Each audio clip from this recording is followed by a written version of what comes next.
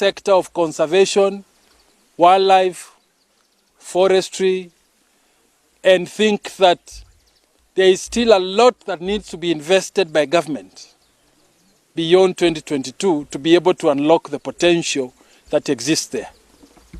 Tourism is one area also we've discussed, particularly improving the challenges that are currently being faced around our existing national parks like Masai Mara, where communities don't feel directly benefiting from that resource, but also unlocking the rest of the potential in Central Rift Valley, in the Northern Rift Valley, on the area of tourism, which we think can be able to turn around this region from being a region of many problems to a region that is producing for its people, but also for the country. We have also looked at trade, business, industry. We feel that that potential has not been fully utilized. We feel that we are not exporting more. We feel that the country is importing more of what it can be able to produce, including maize. It is importing meat, it is importing fish, it is importing literally eggs, it is importing literally anything that it has a potential to produce. So, and we think that these are critical areas which our region can be able to focus on if, and those are the priorities that we will be telling the next government, this is what we want and this is what we'll be using to negotiate our votes, to negotiate our ability, and to be able to negotiate our place and the hustlers' place on the table. There are many others, including the policy and legislation, including how do we strengthen implementation structures, how do we strengthen devolution, which we think that during this very term, the strength of devolution has not been to where we will want it to be. I think the next government should be able to take this much further and make sure that those benefits emerge from the grassroots. We have agreed to form a committee of 14 to work on the details. And as I summarize, the issues we are coming up are issues that are going to be beneficial to the grassroots. They are issues we will want to see developed from bottom up. So we've set up a committee of 14. Each county is represented. They will be working closely with technical experts in the different sectors who are daughters and sons of the Rift Valley region. They have a 2 weeks time frame to work on this, to be able to come up with a draft blueprint, which we will convene again to come and discuss this and eventually go down to the people, collect more views, and within not more than 3-4 months, we will have had issues we think are going to be critical for Rift Valley to push for. As you can see the gathering of leaders here, it is about all counties, all communities of Rift Valley. They are all represented here. And we have said moving forward, it is going to be issues that will define the leadership and processes of government. It is going to be issues. It is not going to be about tribes. It's not going to be about individuals. It is about the issues which the people of Rift Valley and their leaders believe that these are issues that government must tackle.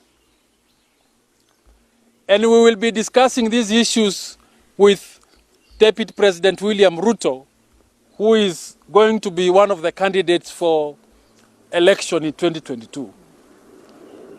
He comes from Rift Valley, but we don't want to assume that he knows the problems of Rift Valley because he's a national leader. We don't want to assume and go to bed that he will solve our problems. We will be also coming with issues of Rift Valley and telling him, these are the issues we will want you to deliver. Tell us if you want to deliver them, we are together with you. If you don't want to deliver them, then give us the opportunity to look elsewhere. So that is the stand we've taken as these leaders. And for a matter of emphasis on what I've already said, I will ask the patron of the Rift Valley elected leaders, Mheshimiwa Onesmus Kimani Ngojiri, to come and add a few issues. Well, asante sana.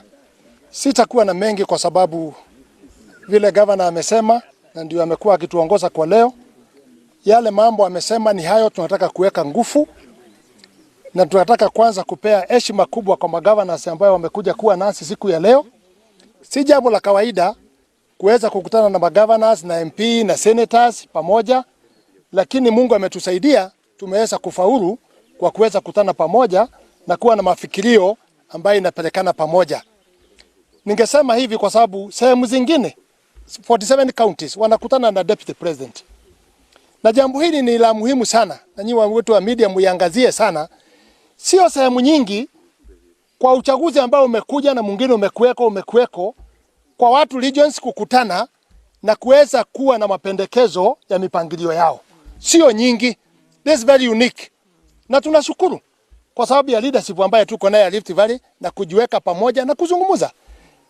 Na ninakubaliana na governor vile amesema hapa, hatutaki kuassume ate our candidate deputy president Ruto ate akiingia anajua shida zetu zote. I agree and we have agreed all of us here.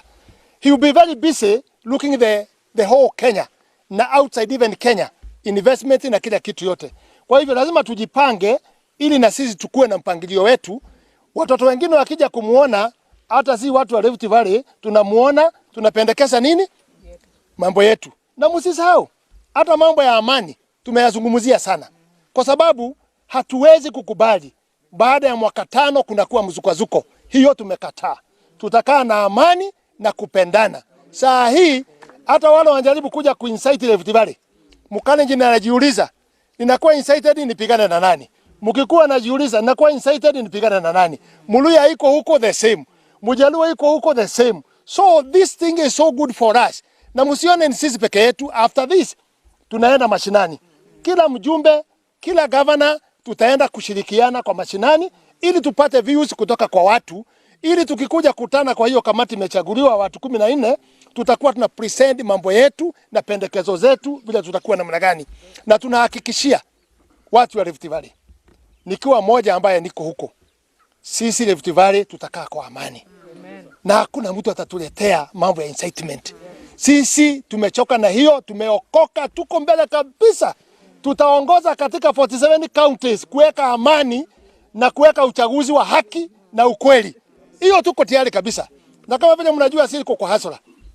Deputy President is our candidate. So we must be very disciplined. We must work with other counties kwa sababu sisi ndio tuna mtoto ambaye anaenda kuoa.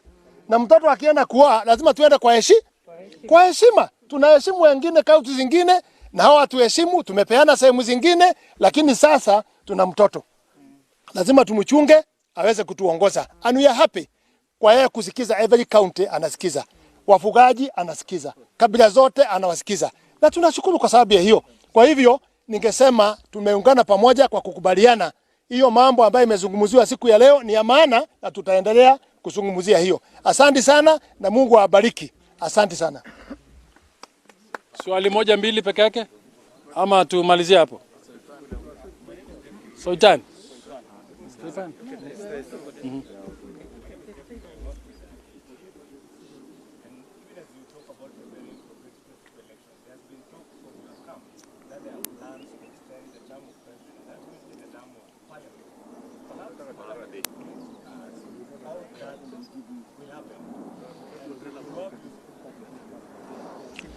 You know, we did not come here to discuss about terms because those are constitutional issues. We are discussing about the agenda for the local people whom we represent in Rift Valley. And we are planning ahead. As we continue with our day-to-day work, we are planning ahead on what that agenda should be. Because every government is elected on an agenda for the people. This time, that agenda, we are pushing it from the bottom so that it becomes an agenda for government to be able to execute within the 5 years that the mandate will be given in an election.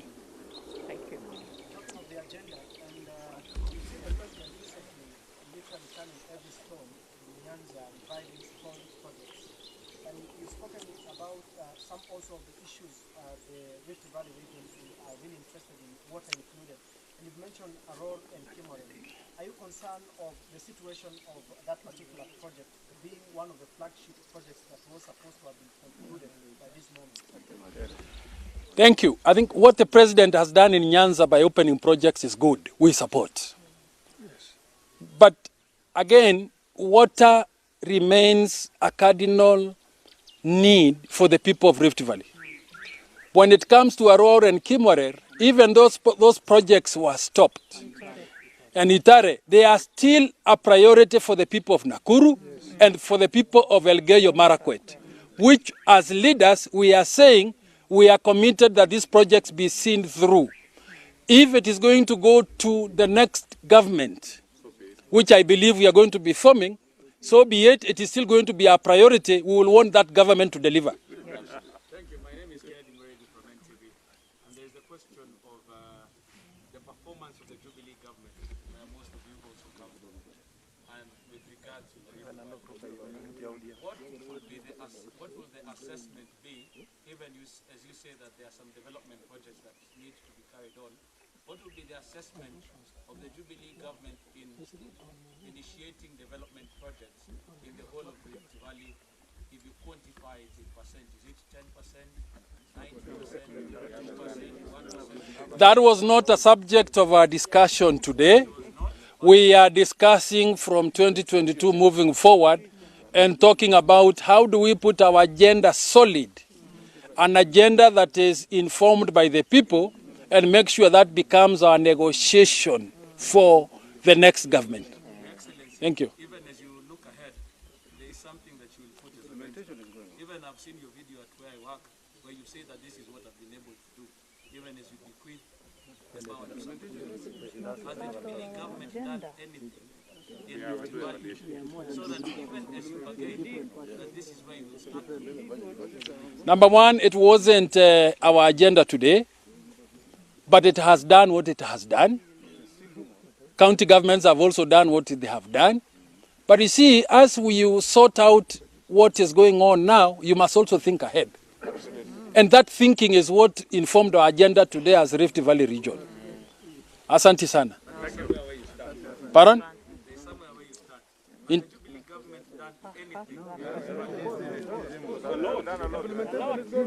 It has done a lot. It has done a lot. It has also not done certain things. And so, we as leaders must think ahead and see what are those issues. This is the very first time Rift Valley region leaders have collectively held meetings to discuss about issue-based. Before, it was about communities discussing their own issues on their own. But this time we've decided the collective issues that government must address should be issues for the entire region, which is actually a very critical region in this country. Thank you.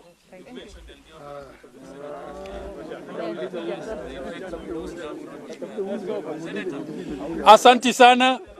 That will be for another day. Thank you. Thank you.